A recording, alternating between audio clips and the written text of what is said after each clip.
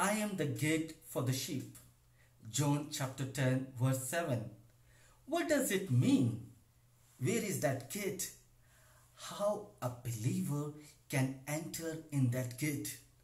To understand the words of Jesus, this time we do not need to go in the Old Testament, but we need to go little further in the same gospel, that is the Gospel of John chapter 19, where Jesus' side was pierced and water and blood came out.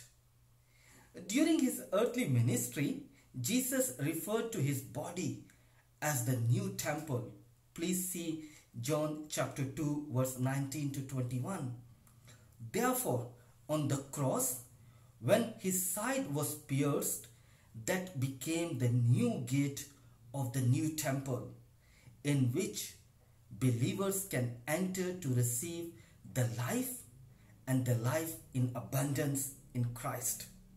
Now, water and blood which came out are the two primary means to start the journey towards life in abundance, that is, the life in Jesus Christ.